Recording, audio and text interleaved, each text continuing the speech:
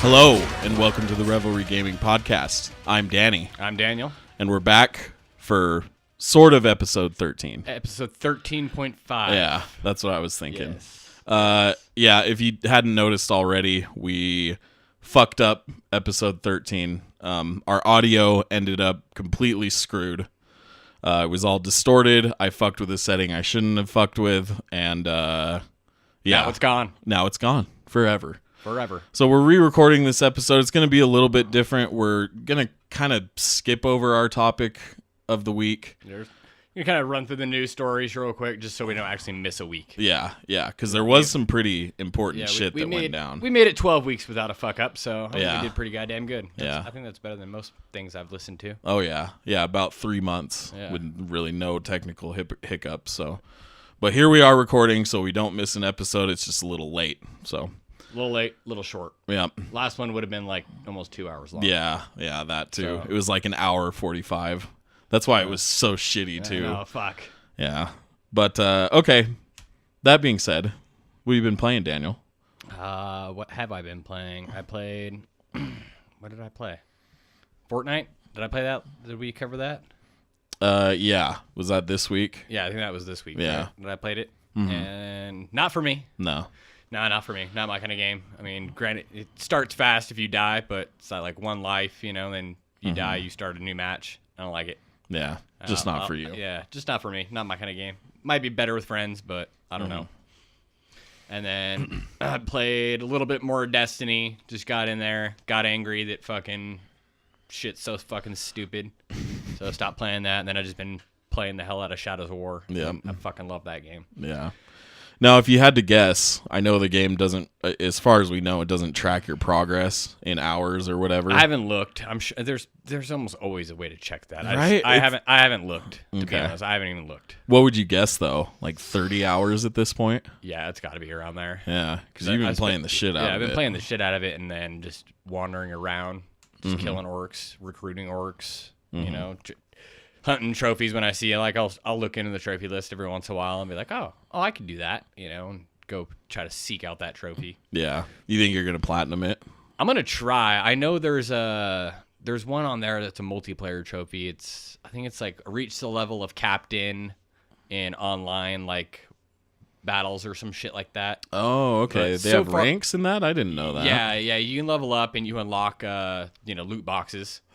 Fucking goddamn loot boxes. But... I mean, you just unlock them for doing shit.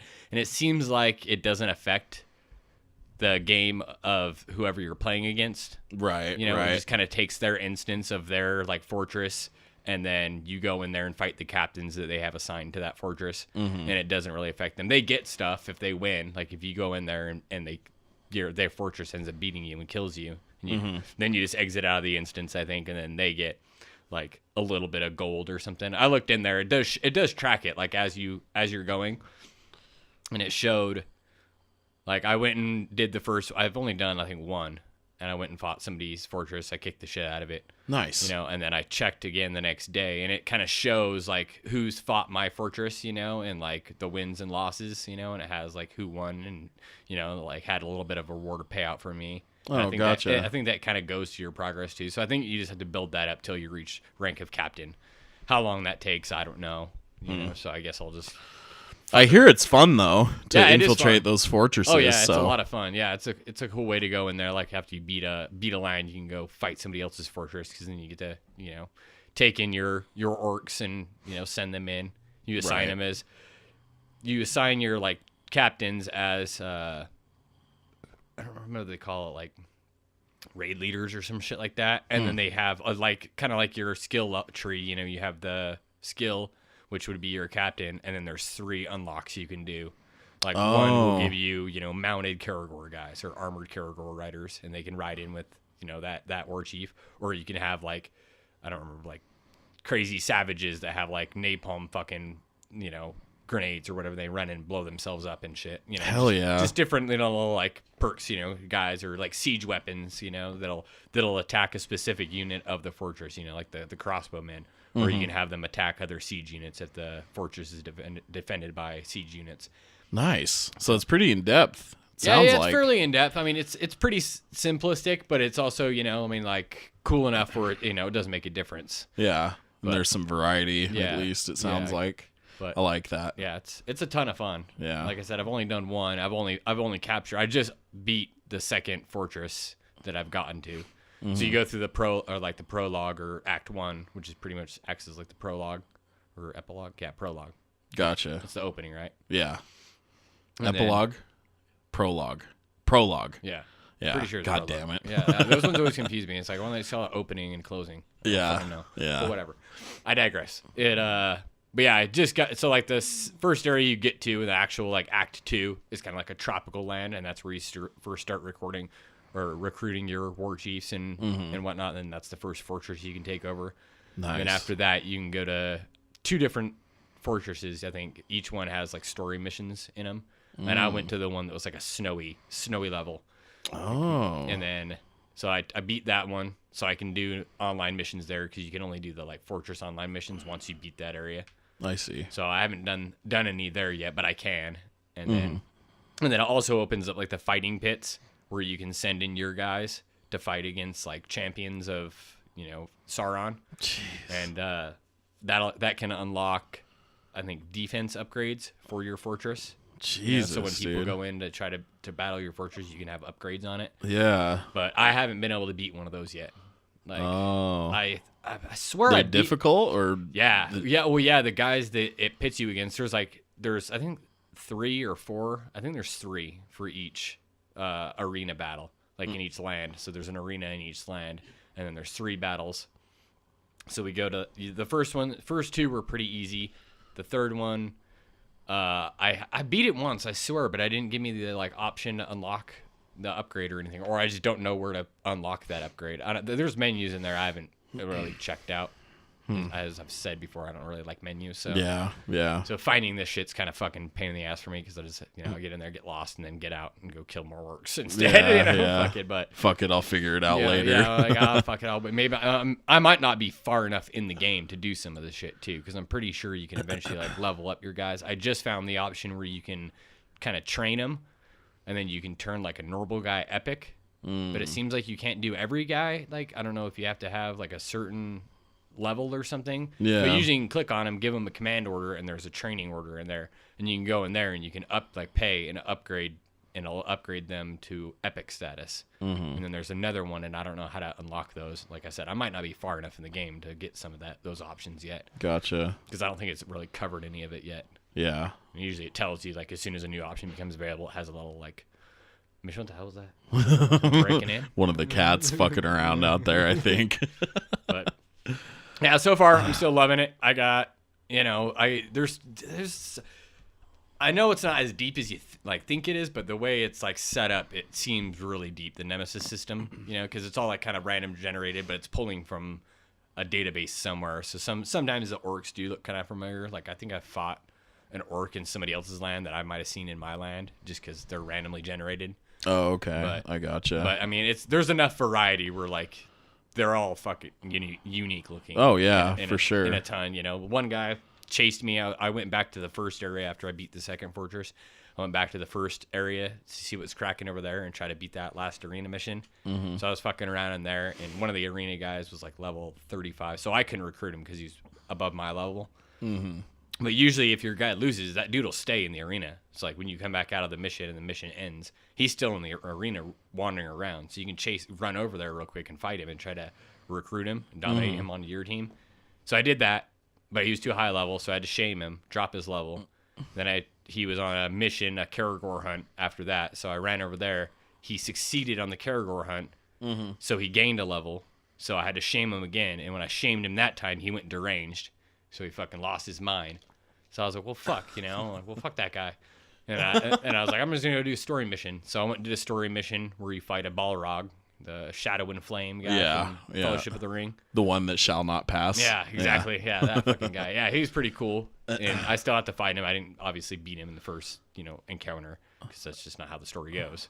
So he got away. And then that fucking guy shows up again. He chased me from the one land over to this land. And I was like, this fucking guy, Oh, a completely different area in the game? Yeah. Oh, wow. Yeah, he chased me all the way over there. Maybe he wasn't deranged, and maybe I lowered his level here and he went deranged. And then I went and recruited him. So now I got this fucking deranged captain on my fucking team. Yeah. And then I got this guy here. Let me see if I can play this audio. You can at least hear this fucking guy talk because he's fucking hilarious. Which one was it? It's, what's his name?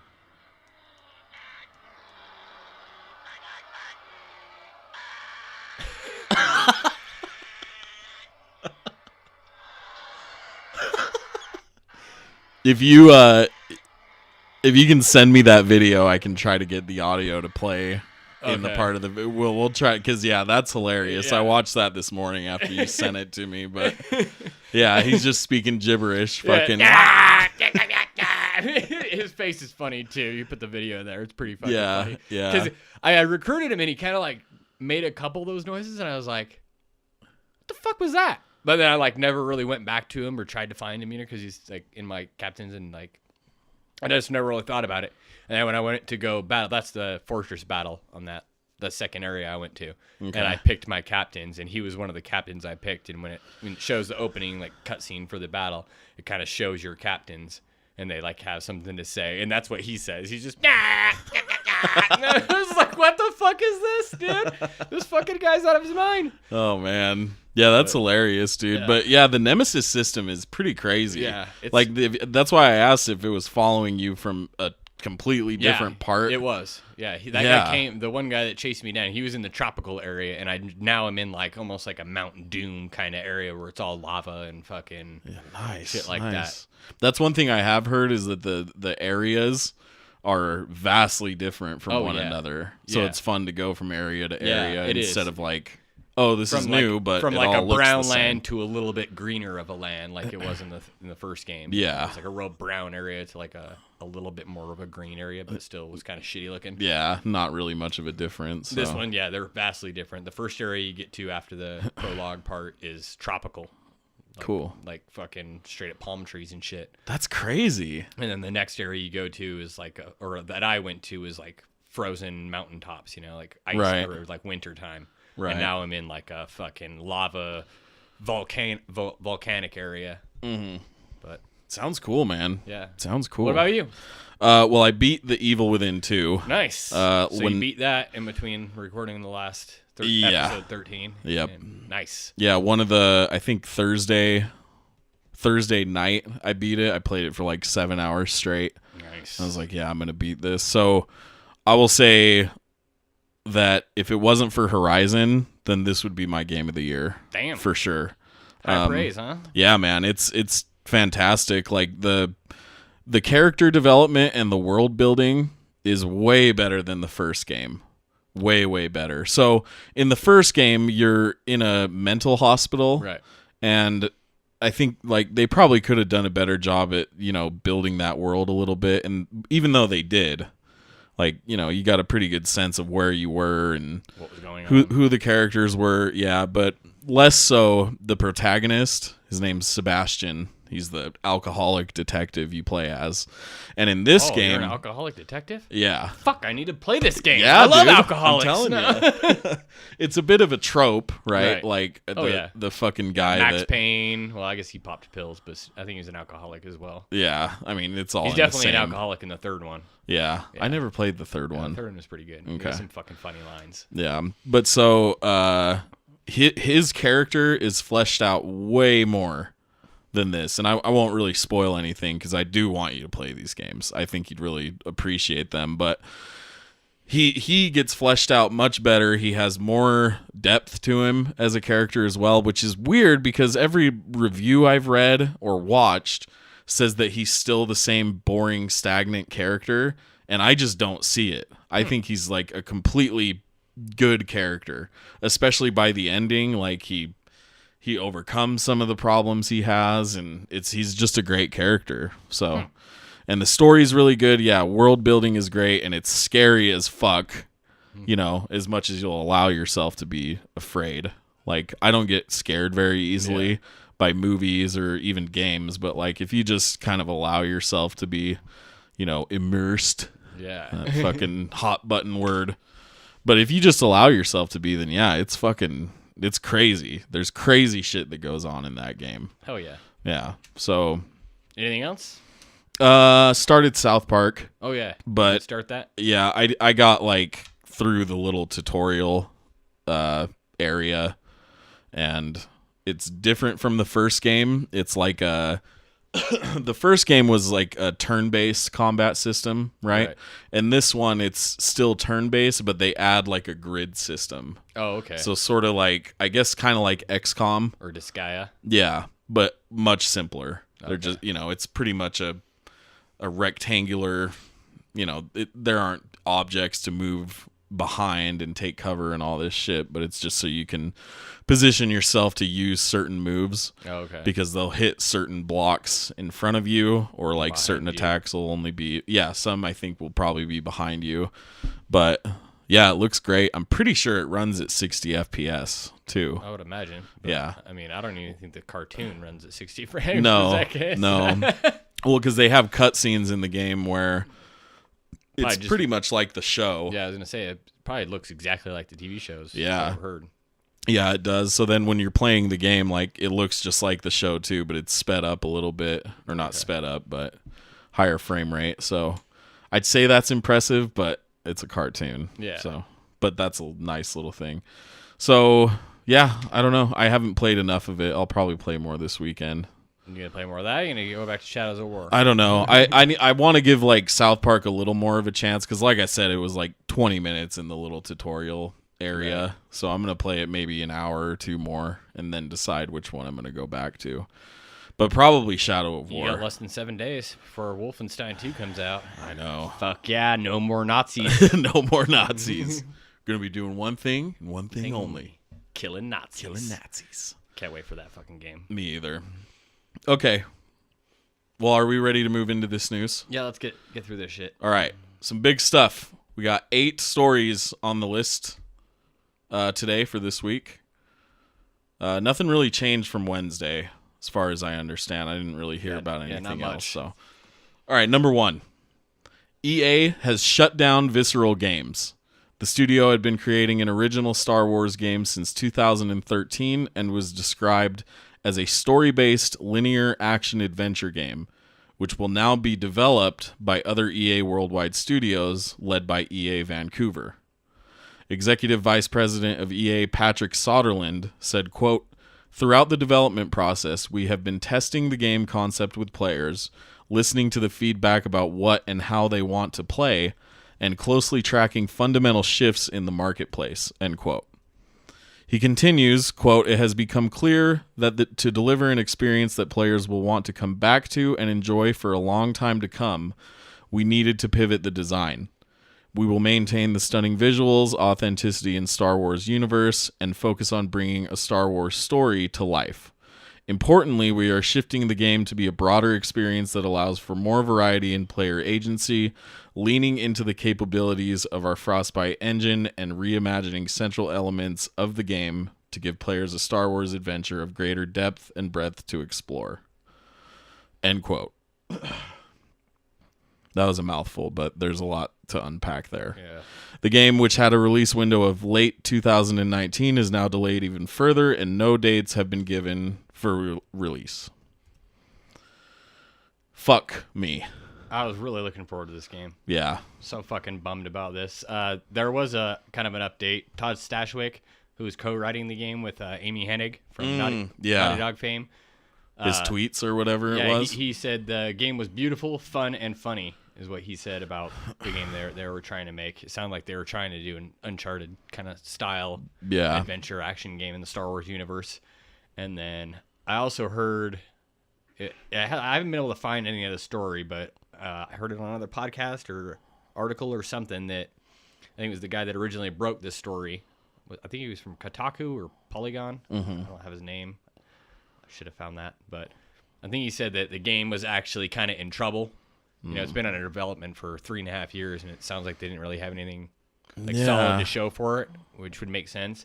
And it sounds like EA just kind of said this, gave us this story as to why, as, you know, kind of instead of throwing the whole studio into the bus and, you know, jeopardizing any of those guys' careers, for saying they weren't doing their fucking jobs. They just were like, oh fuck it, we're EA. Everyone hates us anyways. We'll just give them some bullshit story. Yeah, that actually kind of makes sense if they were trying to not. Because I mean, you can't tell when you have shareholders and stuff, you can't be like, oh yeah, this fucking game was fucked. Yeah. Because it might piss them off.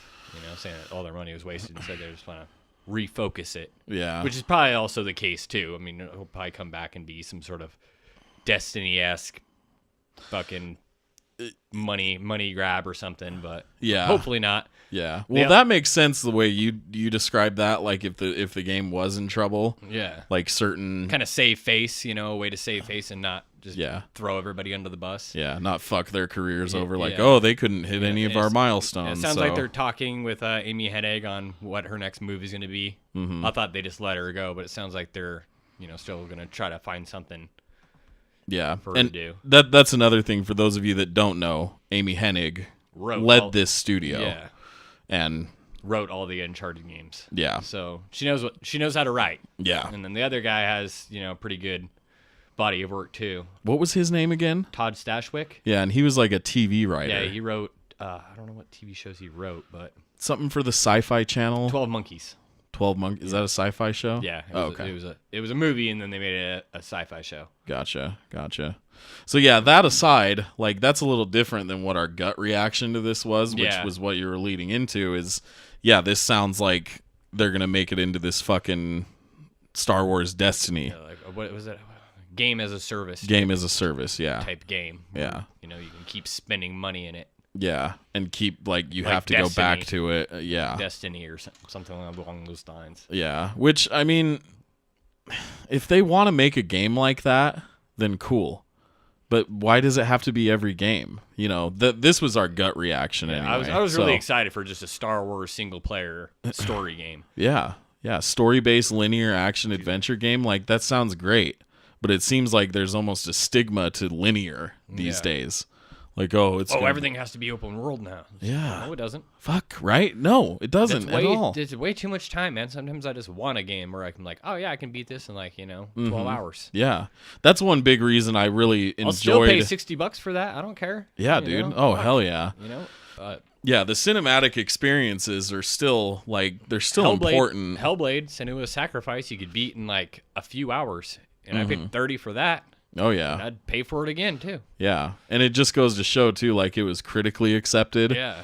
As well as accepted by the users, and it's all over talks for Game of the Year. Yeah. That was a good I don't know if it'll get Game of the Year for whatever avenue it is. No, everyone's going to be on that fucking Zelda dick. Yeah.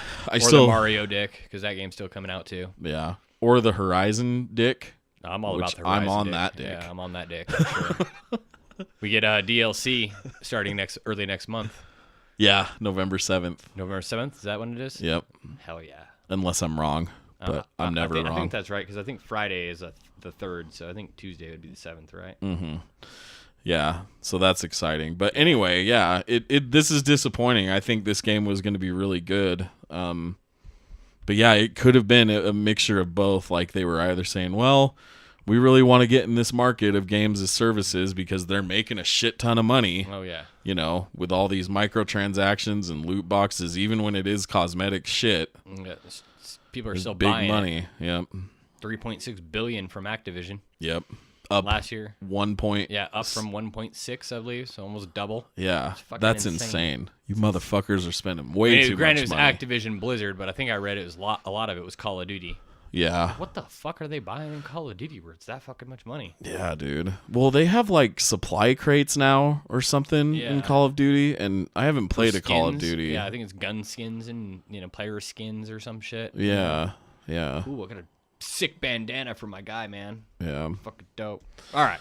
But yeah, that sucks. Yeah, best of luck to everyone who was at Visceral. I also heard it sounds like they were trying to move them all around internally. Yeah. Where they could. They're not just firing them all. It sounds like they were just trying to put them on other projects. Where they'd probably be needed. Mm-hmm. So. Yeah, it was really shocking at the time and pretty disappointing because. Yeah, this was one of the games I was really looking forward to. I mean, we haven't heard anything for a while, which I guess kind of makes it not, I guess, expected. You haven't heard from a game for a few years. Yeah, like 3.5 years into development, normally you'll hear something. Yeah, trailers, something to show. Yeah, sometimes not though. I mean, look at the way Rockstar does it. Oh yeah, they're one of the most secretive fucking game companies ever. Yeah, CD Projekt Red's been pretty dark too on Cyberpunk. That's true. We have a story on that as well. But they always deliver. Oh yeah. So a little different, I guess. But anyway, let's move on. Number 2, IGN has bought Humble Bundle. And that's all I wrote for this one. So pretty self-explanatory. Gotta diversify their bonds. Yep, diversifying their bonds. So if you don't know who IGN is, then I don't know what you're doing watching this show. So Humble Bundle, though, if you don't know what Humble Bundle is, they offer discounted games, and a lot of their revenue, if not all of their revenue, goes to charity. And I'm not entirely sure, like, which. What does this say? Okay, so I'm pulling this article from gamesindustry.biz, and on Humble Bundle it says, in its relatively brief existence, Humble Bundle has donated more than $106 million to charity, from disaster relief to conservation to the protection of civil liberties. So, sounds like all sorts of shit. Pretty badass. Yeah. So they sell you discounted games, and yeah, they donate a lot of it to charity. And now IGN owns them. Yeah, some people were upset saying that since IGN reviews games, that it would create some sort of, bias for games that are sold. Conflict of interest. Yeah, conflict of interest. Mm-hmm. I think as long as they disclose it, they came out and said they tried to get ahead of it because people were, starting to freak out, as the internet usually does when any story comes out in video games. Yeah. People just lose their minds and grab their pitchforks immediately. They said they would try to, outsource to freelance writers for games that might pose some sort of conflict of interest.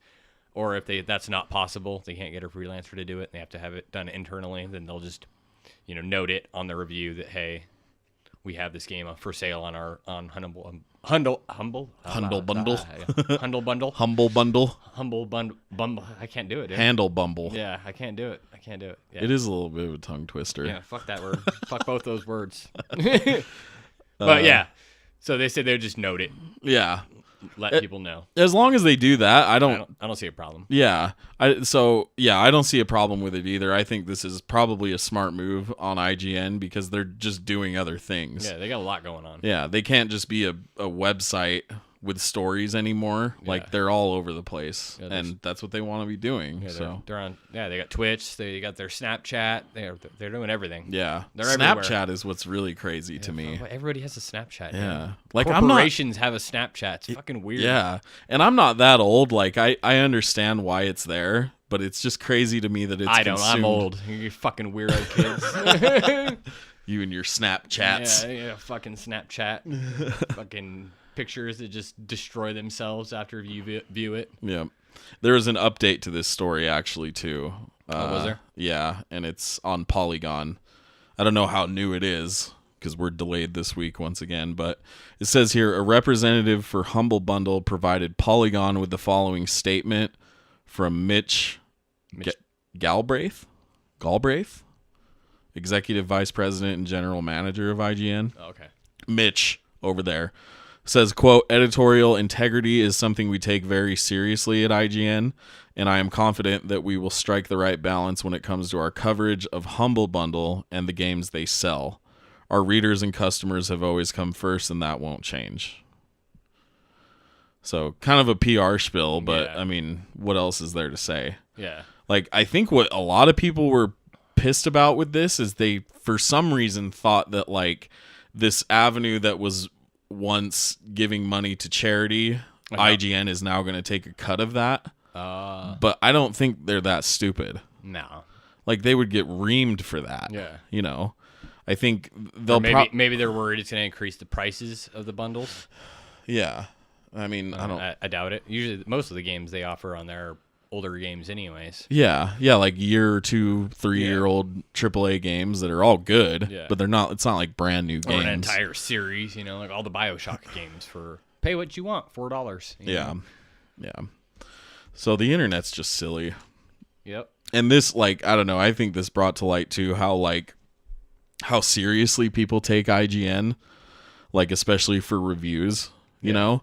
They like if they give a score to a game where people disagree with it, like they lose their shit. Oh yeah. You know what I'm saying? But if they agree with it, they're like, "Oh yeah." Yeah. You know? Oh, it is a 10 out of 10 or 9 out of 10, Yeah. but it's like I think I saw something they gave The Evil Within like an 8 out of 10, I think.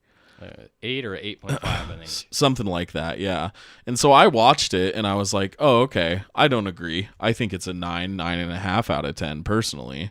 But I'm not going to fucking, lose my mind in their comment section or their forums because I disagree. Because it's an opinion. Yeah, you have to remember it's opinions. None of this is like the holy grail of like how good or bad the game was, So it's just, I don't know. I think people just perceive IGN as way too much, and they should seek other. They give it an 8, which on their scale is great. Yeah, and that's a good score. Yeah. I watched that and I said, okay, I think it deserves a little better, but whatever. According to the internet, if it's not a 9 or higher, the game is shit. Exactly. That's how the internet scale of gaming reviews works. Yeah. 9 or higher, awesome game. Anything lower, shit. Yeah. There's no like in between. It's just shit or great. Yeah. But the biggest point is that it's it's opinions. Yeah. Sometimes you got to form your own opinions and not get so pissed that someone else thinks differently. Yeah. So. Yeah, I watched that Geostorm movie. It has a 13% on Rotten Tomatoes. Yeah. I thought it was a great movie. I was entertained. Yeah. Yeah. See? He's not lighting up forums about who the fuck gave this a 13%. Yeah, what the fuck, man? It's a fucking disaster movie. What'd you expect going in? Yeah, like who cares, right? Okay, let's move on. Number 3, I like this one. CD Projekt Red has received some complaints from employees of the studio via Glassdoor, an anonymous website where employee users can leave feedback and suggestions for the companies they work for. Things like incompetent management, low salaries, and chaos were used in one review, along with a few others in the company's review section of the page. We're talking about CD Projekt Red again. Although most employees' reviews seemed positive, the studio responded with a tweet Monday morning. And so if we go to this tweet, I thought this was a pretty important part of this. There's one excerpt here. Where is this? Well, hold on a second. This approach to making games is not for everyone. It often requires a conscious effort to reinvent the wheel, even if you personally think it already works like a charm. But you know what? We believe in reinventing that wheel every freaking time. It's what makes a better game. It's what creates innovation and makes it possible for us to say we've worked really hard on something and we think it's worth your hard-earned cash. If you make games with a close enough is good enough attitude, you end up in the comfort zone, and we know where the magic happens. So they're saying the magic comes from outside of their comfort zone. Exactly. So, yeah, that was all in response to some bad reviews they got on this anonymous website. Not every company's going to be perfect. Maybe these people just didn't fit in with everybody else working around them, or maybe they just were people that just don't want to, bust their ass. They just want to come in, work their 9 to 5 or whatever, and then go home. Mm-hmm. Don't want to spend extra time crunching, and make something the best they can. And maybe they weren't passionate about the project either, because you'd assume they're talking about The Witcher 3. Or they're talking about that development. Yeah, I think they said when they were working on Witcher 3, I think they had 200 employees, and then they're at 200 and almost double that. Yeah, like now. 400 or over 400 now, and still hiring close to 400. And I think they're still hiring for Cyberpunk 2077. Yeah, which we'll see in 2076. Yeah, I just like the 27. Yeah, I just like this. Low salaries and chaos. Like I just imagine the studio, like fucking trash cans are on fire, dude. People are running amok, shit's jumping out of windows and shit. Yeah. Someone suddenly thinks they're Geralt. Yeah. And they get a sword and start fucking horse goes riding through the fucking office. Yeah. Oh, there's Roach. This is pretty crazy. But I like their response because they were basically, to me, it sounds like they're saying like, yeah, this shit's hard. Yeah. You know, we don't make these great games by fucking Yeah. being comfortable Average, all the time. average. Yeah, or average, You whatever. you don't get great from average performance. You know? No. And they, like, I mean, I don't know, their work shows for themselves, so I think they're doing something right. Yeah, I agree. So, disgruntled employees, that sucks, you know, Yeah. but I'm glad that they responded this way. You know, they kind of owned it and said, like, yeah, it does suck sometimes. Sucks for all of us sometimes. Late nights, you know. Yeah. I figure that's how most development cycles go. So, but I thought it was worth including too, because at the end of that little response they made, they basically said that they're working on Cyberpunk and things are going as planned, but they're taking their time. Yeah. So, little update for their stuff that they're working on. All right, number 4. EA has responded to the criticism and pay-to-win insinuations based on Battlefront 2's beta. In a recent post, EA explains a bit about how the game will be balanced in the final release, with most of the more powerful items being obtainable only through in-game progression. Now, when I wrote that, I don't really know exactly what I was talking about. Because they don't... Don't tell them. We know everything. I mean, they kind of like, they worded it in a way to make you think that maybe that was going to be the case. Like these loot box. So if you don't know, there's a whole loot box system in Star Wars Battlefront 2, at least shown in the beta. And it seems very pay to win. You got to get a bunch of resources that it takes forever to get, and in these loot boxes you can get star cards. Is that what they're calling them? Yeah, star cards. And there's one in particular, I think we might have went over this in last week's episode, where Boba Fett can be really powerful, essentially. So yeah, you can get really powerful shit in these loot boxes, and if you're gonna pay the premium currency to get these loot boxes, you can just get them ahead of everybody else. Yeah, so you pay to win. Essentially, jump way ahead at least for a few weeks. Yeah, in front of players that aren't gonna do it. So, yeah, I got my eye. Everybody on has this. everybody has their pitchforks out over this. I really don't give a shit. I don't know how much of the multiplayer I'm gonna play in this. Yeah, there's too many games to get sucked into one multiplayer game for any length of time. At least in my opinion. So. Yeah. I usually have one game I'll play. You know, I'll jump in and kill some people in, and then jump out. And then, so like this game, I just want to play the story. Yeah, And I know some of this came from some of the story writers, in which actually have really nothing to do with the multiplayer side. I know Mitch Dyer, who's formerly of IGN, he co-wrote this game, and then I don't remember the other guy's name. Oh, really? I didn't know that. Head. Yeah. Yeah, he worked for IGN for years. And he's a writer for this game? Yeah, now he's a writer on this game. Nice. He co-wrote this game. But I know he was talking about it, how the guys over at DICE, you know, were trying to find the balance. A lot of this came from the beta, which, I mean, it is a beta. They got to use that information to try to retool everything to make it balanced. Yeah. So, I mean, I don't think we'll really know for sure until the game actually comes out. Exactly. We can see what it is in its actual final state, and then they'll still retool it from there, I'm sure. Yeah.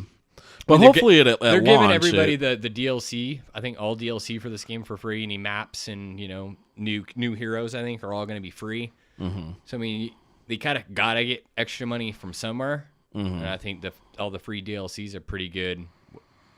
You know, way to like say, hey, sorry for the first game, because that first game, I mean, as far as looks and sound, was fucking Star Wars through and through. But as far as fun to play, it just bare bones and content too. Yeah, missed that mark. You know, it just wasn't that fun. I mean, it looked fucking awesome though. Oh yeah, it looked so goddamn good. Yeah, you playing through that? Like, what's the jungle planet? Endor. Yeah, the Endor. map in there. Yeah. That was so fucking that Walker cool. assault on that level. You know, I loved it. I had some fun in there. I got up on top of the Walker, you know, because there was the tree, you know, past, you know, like the suspension bridges and shit running around. And you could at a couple points you can jump up on top of the Walker and stand up there. And so I was up there and fucking shooting people down below, you know. For a while, it took them a long time to figure out that you're up there. And then eventually everybody was on top of the walkers, you know. Yeah. Once people realized you could do that. But yeah. But I had fun. I mean, it looked like Star Wars I took a speeder bike right into the side of a fucking tree, which is Yeah. total stormtrooper move. Yeah. But so I mean, hopefully it turns out good. I'm gonna play the campaign because that's what I wanted out of a Star Wars game. Yeah. I want a fucking story. Yeah. So yeah, I hope the story's good. It seems like it'll be good, Yeah. like fine at least, So, but yeah, I'm gonna keep my eye out on this. But I mean, hopefully it's good at launch and it's not pay to win. Yeah. Because people are worried about it. But you're right. We need to wait until it's out to give a final judgment on it. Number 5. Number 5? Yep. Number 5. 5. Senior game director and veteran game designer of Bioware, Mike Laidlaw, has left the company. This departure comes shortly after Aaron Flynn, who was the general manager of Bioware, left the company as well in July. Mike's separating from the studio doesn't seem to be of ill intent or reasoning, but rather it is simply time for him to move on. Crazy. Yep. So not a whole lot to say here, just kind of like an update, and it's kind of interesting that they've lost 2 pretty senior guys up there. Yeah. He had been, what does it say here? Laidlaw has been with the company for 14 years. So that's a long time. Yeah. Maybe he was just over it. Yeah. It's kind of what it sounds like. I mean, like I said, there's not much to say here, Maybe but wants to go be main dude. Yep. And I think, and we covered all of this already on Wednesday, so I'm trying to recall some of the things. I think one thing I brought up is that maybe the guy's just old. Yeah. You know what I'm saying? Like, I don't know his age, but he could be like a 55-year-old guy, 60-year-old guy, I've maybe. been making games forever. I'm fucking done. Yeah, yeah. Could be just retiring. Like, that's all he's it like is. 20. Yeah.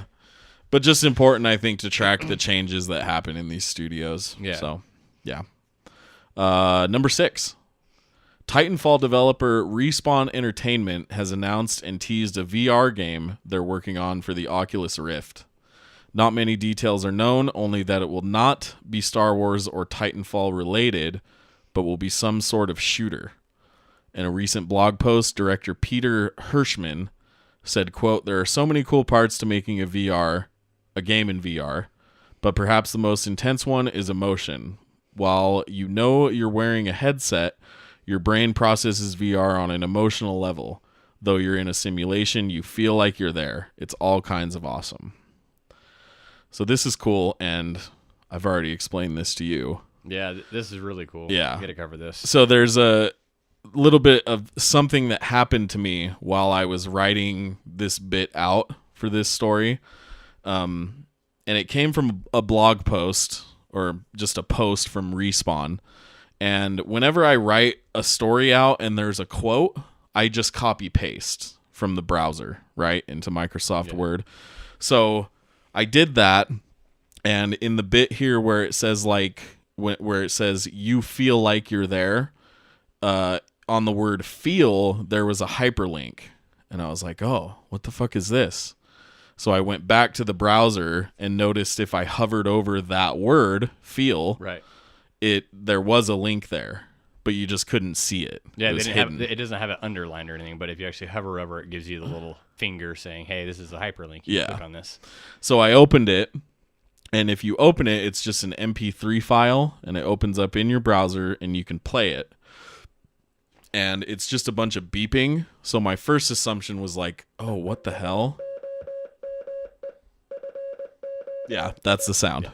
So I was like, oh, this is Morse code, I think. What the fuck? They've hidden something in here. Yeah. And so I downloaded the file, went to a website that can read an audio file and decode the message for you. And it came out to say, "You are awesome for translating this Morse code." Well, okay. It is a first-person combat game, but don't tell anyone. So at this point, I was losing my mind. So I was like, holy shit. I didn't nobody, I had read the story on IGN that linked me to the thing, and I was like, they didn't mention this shit. And so I tweeted them, and I said something like, I don't have it pulled up, but I said something like, has anyone found the hidden message in the third paragraph under the word feel? And then I went on to explain to them what I found and gave them the translation, and they tweeted back at me. and said, "Congrats, you're the first person to mention it and point it out. We were wondering if anyone would actually find it. GG." That's fucking awesome. Yeah, isn't that cool? Yeah, it was like cool. just this fun little thing that happened as I was writing this story, or writing my version of it anyway. So, yeah, shout out to Respawn. That was pretty cool. Yeah, I like those guys. Yeah. You still got to play Titanfall too. Yeah, this is a sign that I gotta play and finish that game. Game's good. Damn good. So yeah, they're making a VR game. Sounds like it's gonna be some sort of World War or combat type game. Yeah. Yeah, they said maybe first-person combat. Yeah, I would imagine it's gonna be either modern day or old timey. Because I mean, it sounds like they want like an emotional type ride as well as combat. Mm-hmm. I mean, maybe this will be the killer app that VR needs. I hope think so. If anybody can do it, it's gonna be these guys. So yeah, they make great games. So, and it's on the Oculus Rift too. The PSVR is $299. Is it really right now? Yeah, I saw it. Well, just the PSVR, just the headset itself, no camera or move controls. But yeah. Oh, okay. It's a pretty good price, right? Is that what it was? I thought it was $399. Pretty sure it was $399. And then the other one was $499, right? Yeah, the stuff that the bundle was $499, I think, and it came with the controllers and the camera. Yeah. Then the other one, was just the headset.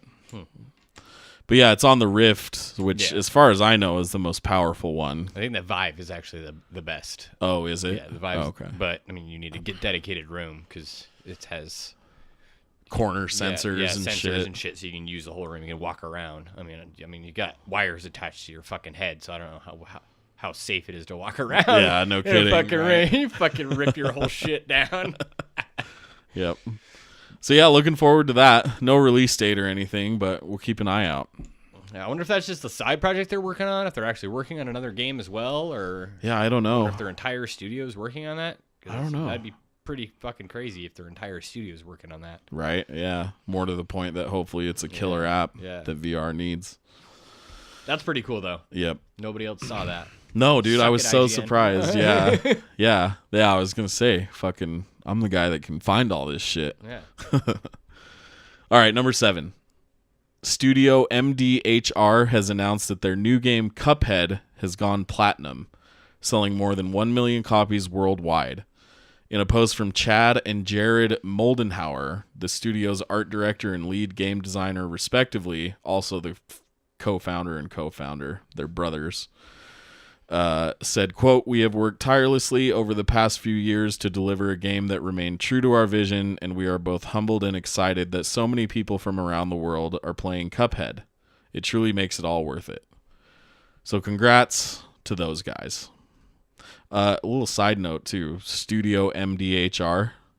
You might wonder what the hell that stands for. I was going to ask you if you knew what that standard for. Yeah, it's just an abbreviation of their last name. Because they're brothers and they both founded it together, Moldenhauer. Oh, okay. So, yeah, I thought that was interesting. So, congrats to those guys. That's pretty huge. Small indie studio. Yeah, I want to play this game. Yeah, I do too. I was looking at it on Steam last night. Uh-huh. I almost bought it. Yeah. But I was like, dude, you're still playing Shadows of War. Wolfenstein comes out next week. Yeah. They just announced, or somebody just leaked the Steam winter sale date. I don't remember when that was, but I saw it was leaked. Oh, like when it's going to start? You Yeah. mean? Yeah. I mean, I don't know if it'll be on there because it's so new.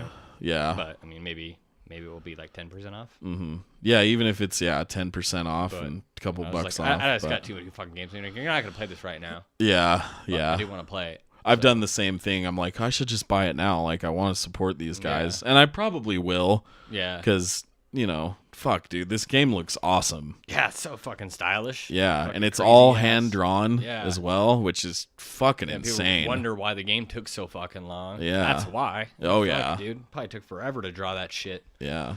And I like that it's getting known now for its difficulty.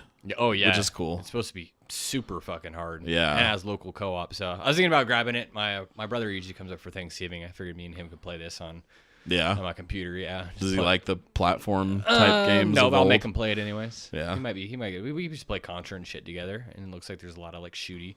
Yeah. Now you're just fucking little cups instead of fucking ripped out fucking dudes, Yeah. But yeah, congrats to those I think guys. you'd appreciate, the art and shit in it too. So. Oh yeah, it looks just like an old cartoon. That's what's crazy about Steamboat it. Willie and shit. Yeah. Fucking crazy. Yep. So congrats, Studio MDHR. That's Yeah. awesome. 1 million copies. Holy shit. All right, last story. This is just a quick one. Number 8. Sony has announced a new officially licensed mini controller made by Hori for the PlayStation 4. The gamepad is designed for younger players, seeming to be perfect for easy plug and play for children.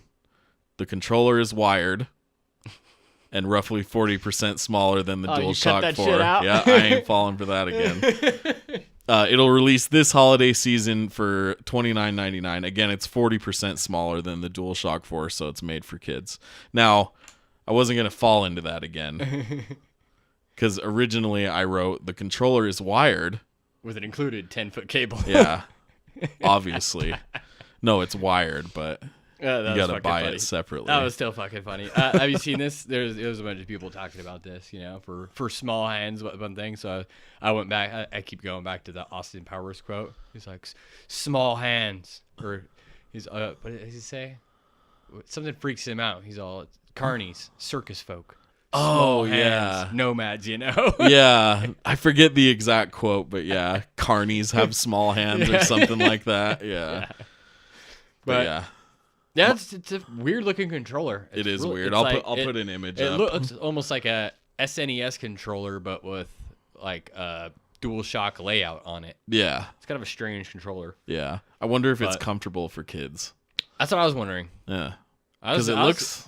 I was kind of wondering if it like fucking be comfortable for me. I mean, I don't have small hands, but you might be able to just fucking, grip that whole motherfucker and just be like, yeah. Yeah. Well, and it's interesting too because the triggers, they aren't even triggers anymore. They're buttons. Oh, really? Yeah. If you actually look at the picture, see that? At least they look like buttons. They still look like they're analog though, where you can kind of push them down. They have a spring in them. Yeah. Like. Yeah. But they're not like actual triggers. Yeah. Huh. So maybe there's less input latency or whatever it's called. I don't know. It'd be you could react faster. You could pull it, get to the trigger point faster. It'd be funny if like pros started using this. Yeah. Well, it's wired, so there'd be no wireless latency at all. It's true. Yeah. Potentially. I mean, you never know. Maybe Hori fucking sucked ass when they built it. Yeah. I don't know who Hori is. Do they make good shit? I don't know. Probably filled with a bunch of whores. Horrors. The horrors move into town. It's tiny looking though compared to a DualShock. They have a picture on the blog post. Yeah, man, 40% smaller, Yeah, nearly half the size. Yeah, you could fit the whole controller in the area of. So it's not shaped the same. It doesn't have the two little legs coming down. If you haven't seen the picture, I'm trying to describe it for people. But I mean, you can post the picture in there, I guess. Mm-hmm. But yeah, looks like an NES controller. Yeah. Just with a little more shape. Yeah. And more buttons. Fucking weird looking.